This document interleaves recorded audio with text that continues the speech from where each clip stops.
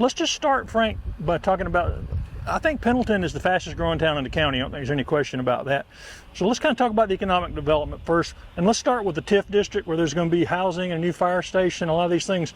Give me an update on where all that is. Okay, sure. Yeah, there's a lot of growth going on, and hats off to Anderson County for creating a lot of that growth and economic development. And we've been fortunate to capture our share of it, which is very good for us.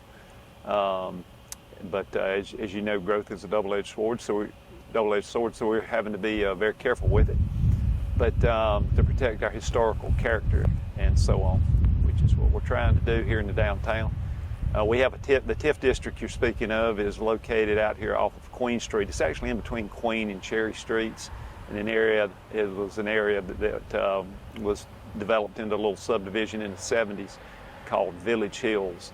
And it's the infrastructure that was in there, that was put in there at that time, wasn't great, and it's sort of become a blighted area, and the infrastructure's failing and so on. So it was a perfect candidate for us for a TIF district, just because that's really one of the great uses of a TIF district. So how that works is, in a short and sweet on it, is you get a developer that comes in, and they'll start building single-family homes in there and things like that.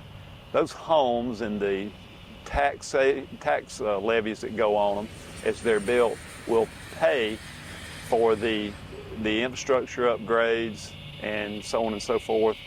And eventually, those taxes will be rolling into our coffers and the county's coffers and the school district. But in the meantime, when a new home gets built in there, the tax money from the school district, the tax money from the county, and our tax money will be used to pay for the infrastructure upgrades and the improvements there. So that's the short and sweet. And that includes a fire station that's needed, right? It includes a fire station that's needed. And the fire station's probably not going to pop out of the ground overnight, but we're already heading that direction. We've already started trying to acquire the property for it and the new public works facility that will go in there. It'll get paid for this way too. And but probably, within, 2 or 3 years or so, you'll see a new fire department there too. That's just a guess at that. It depends on how fast it develops, really, and how fast the homes get built. So they're going to keep duct taping and baling wire in the fire department they got now? Yeah, that's right. They just finished putting a new roof on it, so they're going to make do for a while with what they've got, and get it to a point where it's sound and not going to leak on them, and be more usable for them. And when they get a new building, will that building be good? Can they bring the ice house back? What will that building be good for? Yeah, I don't know about the ice house, but yeah, they can bring that building to be back to be used for something. I think the building still will be good for some type of use. As you know, then of course this is moving into something else, but we just signed an agreement with a developer that's coming in here to start developing the oil mill property. So they're working on the assessment right now of the hazardous material that may or may not be there. I think they've pretty much got that locked down, and they're fixing to start taking that out. So once that happens, they'll be taking what you see above ground out of there. And so you'd see that happen, we think, and within the next 6 months, you'll see them start taking that down. And then you'll probably see just a grassy field there for a long time. But we also have grant money that we've acquired to create a small area plan for that whole area over there. Because it's a very important area.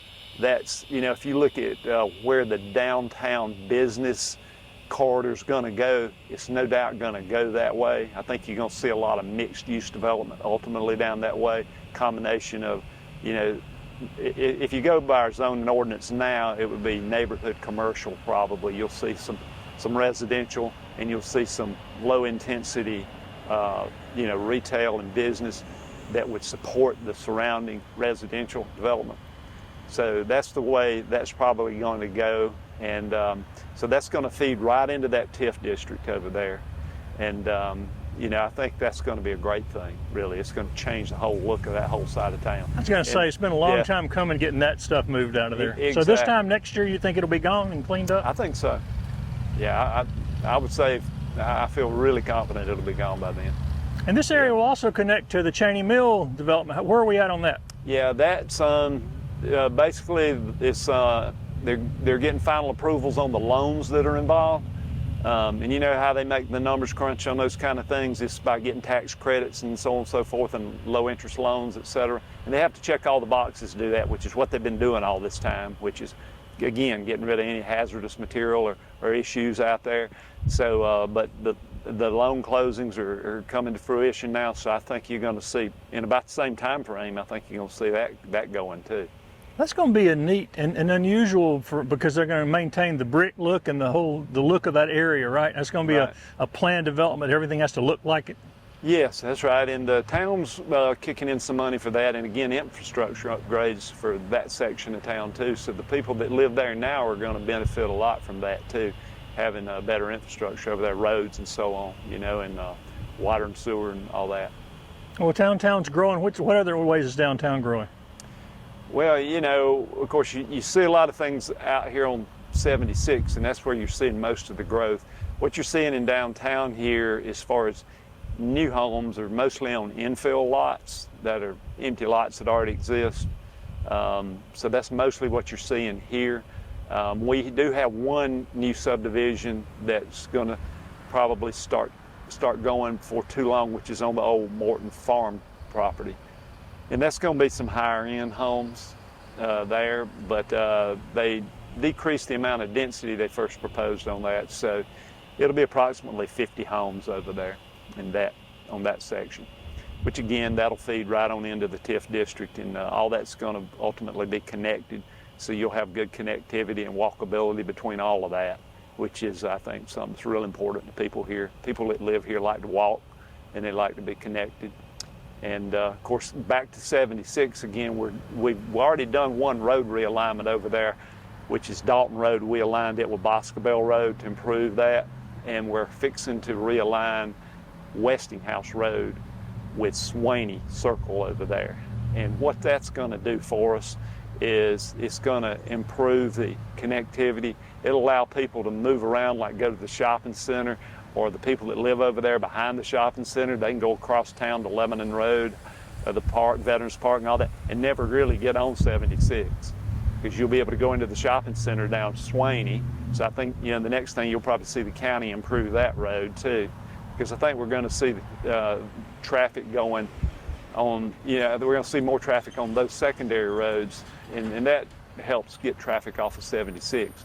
Plus, we're going to add we've got a crosswalk planned for the realignment with Westinghouse and Swaney, so people will be able to walk across the street safely. And are you experiencing the housing shortage that most of the county seems to be? Oh yeah, I think it's the same everywhere pretty much around here. It's not just us, you know, it's all over. Well, do you get a lot of requests from people from around the country asking you about Pendleton, or writing to the town wanting to know more about Pendleton? No, I haven't personally. You know, occasionally we'll get that from town hall coming in there, but as far as them just writing to me, not really. But, you know, we're definitely seeing a lot of them show up here because the word's out about this place. You know, you and I grew up here, so we know how nice it is, and now everybody else is finding out how nice a place this is to live here. Well, and there's been a concerted effort to keep this part of town, the historic part of town, looking like it always has. Y'all have avoided putting high density housing in here and things like that. Am I correct? Yeah, we have. You know, the council that we have now is just great. They're doing a great job, and they've been very, you know, very cautious about, you know, letting too many houses come in too much. We don't want to see a lot of change in the downtown because, again, that's what we're known for. We're known for this beautiful green here. We're known for the history that's around us here. So, you know, we're always very, very careful with that and cognizant of what might happen if we did this or that in here. So we get a lot of public input on it too, which is great. You know, that's what we want. So speaking of the green here, you've got some new swings and some other things. How did that come about? Right. Well, Councilwoman Gant, Sandra Gant, she always wanted to have some swings out here. So we finally got around to doing that, and it's been a big hit.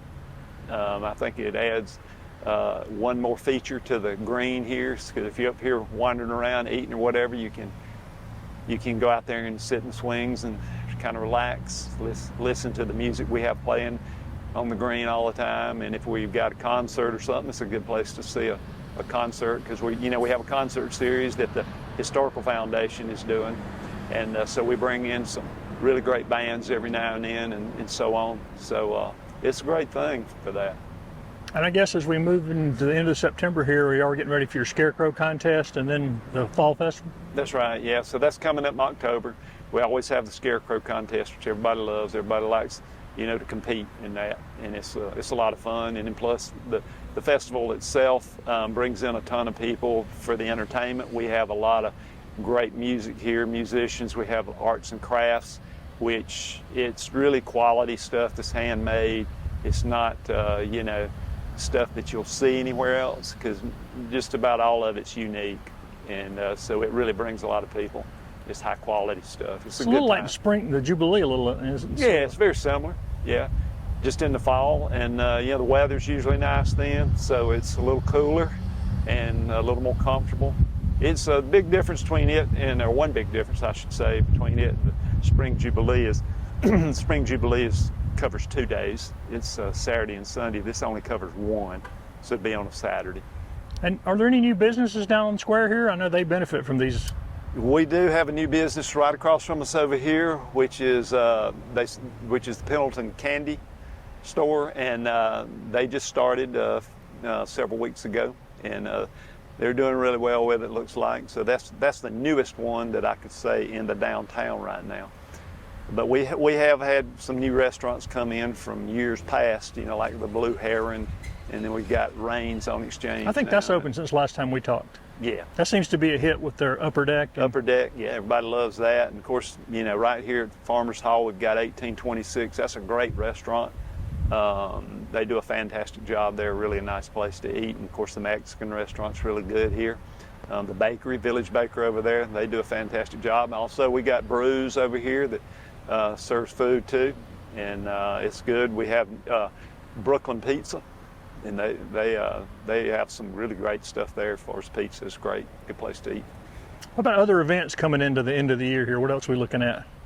Well, besides the Fall Festival, we'll be moving into Christmas time, and we'll have the tree lighting. That'll be coming up. We'll have the Chris Kendall Market coming up here too, and that will be in conjunction with the tree lighting. And then we'll be moving into the Christmas season, and of course we'll have the Historical Foundation will have the ghost tours and open houses in some of the historical houses like Ashtabula, Woodburn, and so on and so forth. And of course they have the Jenkins House they're working on now over there, trying to raise money to redo it, and they're doing a great job with that, and that's coming along really well. They just put new windows in it. So it's looking good over there too. That's a really neat old house. And the Christmas market is fairly new and it's grown, right? It's grown, yeah. Christmas market is fairly new. It's grown. There's a lot more to it. I think a lot more vendors. It's really nice. So y'all's parade though is an afternoon parade, right? Christmas parade. It'll be it's usually at 3:00 on a Sunday, right before Christmas. Yeah, I don't know which date it is this year. I'd have to look it up. Well, do you and council have anything else y'all are working on here going into the end of the year? Well, yeah. One thing we didn't mention, of course, it's going pretty strong right now, is the revitalization of the west side over here on West Queen. If you ride through there, you'll notice we got new sidewalks going in and a lot of new infrastructure. We're putting in new lighting and traffic signals, all kind of stuff. And then, of course, we got our parking plan. We're trying to get jump started. We had a little delay in that. It's just sometimes hard to get things going. But just as soon as Duke Power can get in here and improve some of the lighting we got, and we're working on encroachment permits and things with DOT to allow us to utilize more of the on-street parking that's available. So as soon as we get all that ironed out, you'll have a lot more parking here. And we have acquired the parking lot behind Brews. It now belongs to the town. So we'll be improving that with better lighting and getting it straightened out, repaved, marked off better. So that's another thing. We're trying to make sure we have ample parking here. Parking's been a big challenge for y'all, hasn't it? Yeah, it is. And when you it's a good problem to have, because obviously everybody's doing a lot of business here downtown, and people love coming here. But Anytime that happens, then you're going to have a little bit of a parking issue. And we hope at some point to put up wayfinding signs so people will know where to park. I think a lot of people come in here, they think the only parking is right here on Exchange, but there is more. And we're going to try to identify that so when people come in here, they know where to go to park. We have a parking lot right over here in between these two buildings that nobody really knows about. It's there. And it's been redone a little bit, so it's ready to go. And then, as I say, we have the one behind Brews, and then we have a ton of on-street parking that's like, just a short walk away, less than a block. That's on both sides here and on Broad Street and on Main and Queen, and so we're try to utilize all of that. Anything else y'all got coming up at the end of the year? Well, besides Christmas tree lighting, the Christmas market, fall festival, that's about it, really, as far as any big events that I can think of. Well, then I guess next time we catch up, the Christmas tree will be up. Yep, probably will.